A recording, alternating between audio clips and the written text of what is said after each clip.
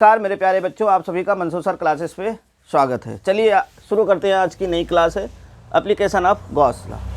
इसमें क्या है, इलेक्ट्रिक फील्ड इंटेंसिटी मुझे फाइंड करनी है due to infinitely long uniform charge wire.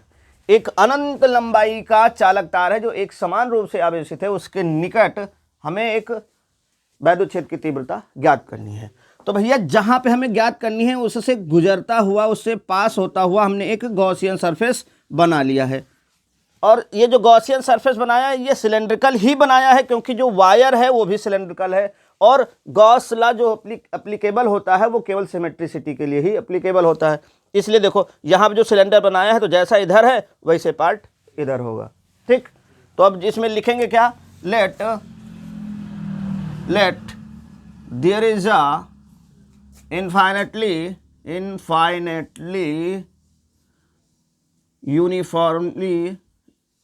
infinitely uniformly charged wire. Let there is a infinitely uniformly charged wire kept in air or vacuum.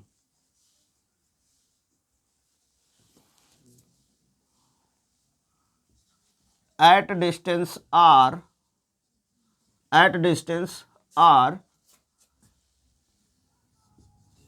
from the wire there is a point P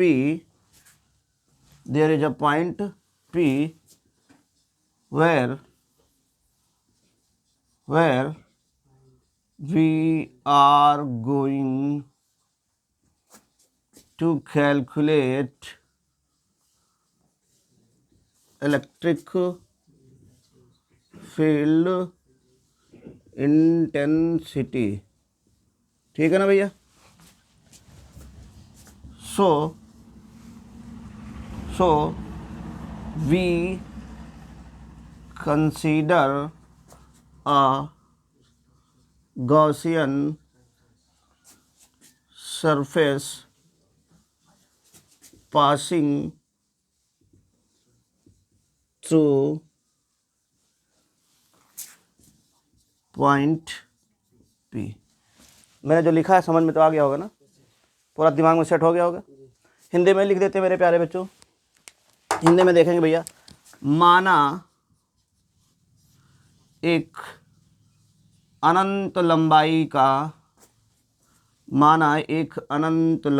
का एक समान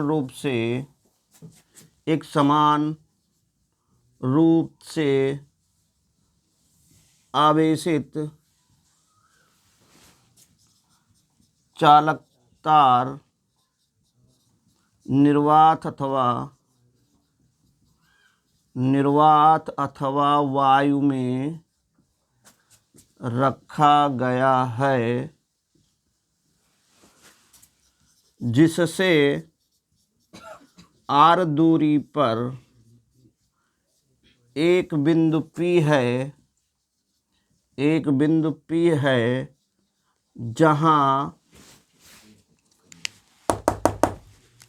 जहां वैद्युत क्षेत्र की तीव्रता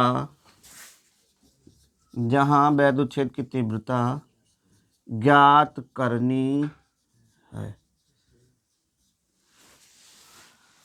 इसके लिए बिंदु P से गुजरते हुए एक गॉसियन पृष्ठ की कल्पना की। इतनी बात हजम है मेरे प्यारे बच्चों। अब देखो मेरे प्यारे बच्चों,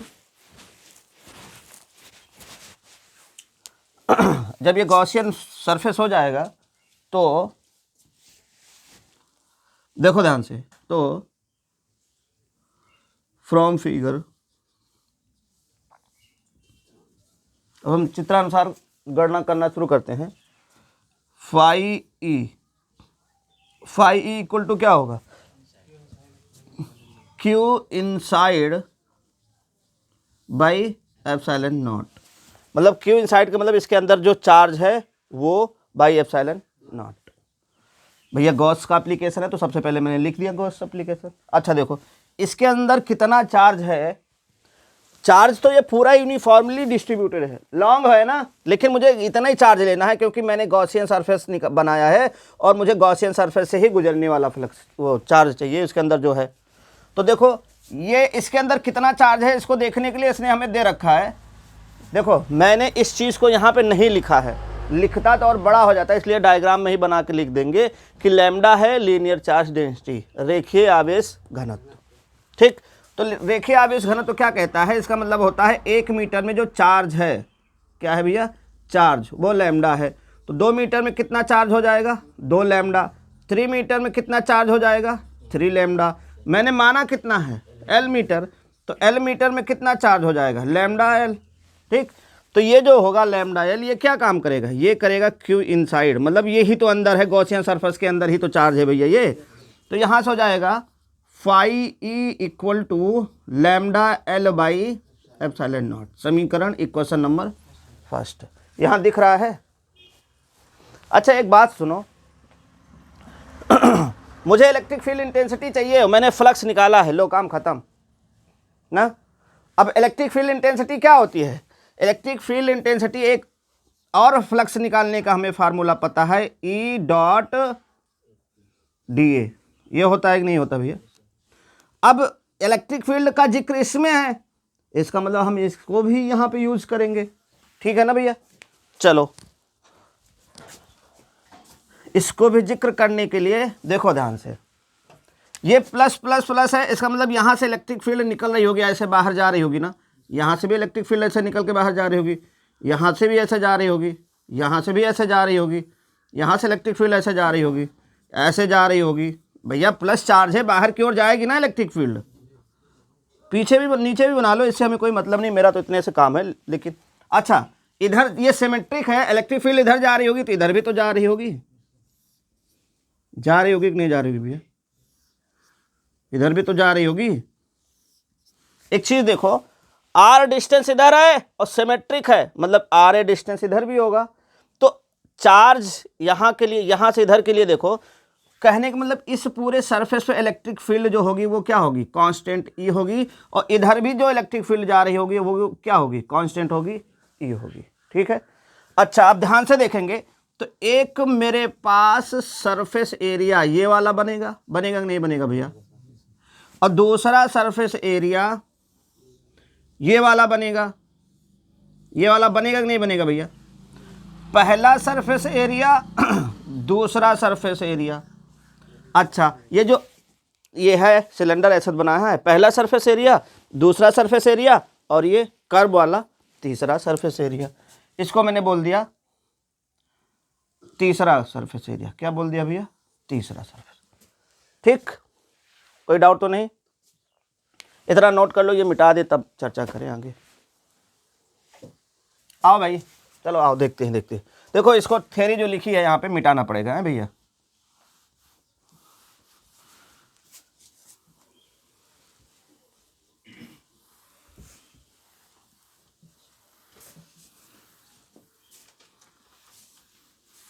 देखो भैया अब क्या है कि हम जो है फ्लक्स निकालने का जो फार्मूला है ई डॉट डी ए वाला वो निकालते हैं। देखो ध्यान से, ए भैया यहाँ पे ये जो ये 3D है यहाँ पे जो क्षेत्रफल वेक्टर होगा हमने छोटा सा कट कर लिया, डी ए, ये क्या कर लिया है, तो इसका जो वेक्टर होगा डी ए वेक्टर बाहर की ओर होगा, और यहाँ पे थीटा क्या हो रहा होगा, थीटा यहाँ पे क्या बन रहा भैया 90।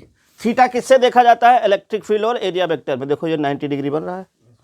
यहाँ पर भी हमने छोटा सा पार्ट कट कर लिया है, इसका भी एरिया वेक्टर डी ए बाहर की ओर होगा, और यहाँ पे थीटा, यहाँ पे जहाँ पी पे फाइंड करना था वहाँ पे भी छोटा सा एरिया वेक्टर मैंने ले लिया है डी ए।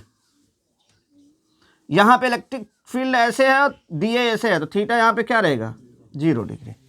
ठीक ना भैया, तो यहाँ पे जो होगा फाई टोटल जो होगा वो क्या होगा, E D A vector E dot D A, और ये किसके कारण, पहले के कारण, ठीक, plus vector E dot D A, यहाँ पे मैंने लिख रखा है दूसरे के कारण, ठीक, और ये तीसरा सरफेस है, प्लस तीसरा सरफेस है vector E dot D A. तो यहाँ से हो जाएगा फाई टी इक्वल टू, पहले के कारण देखो क्या है,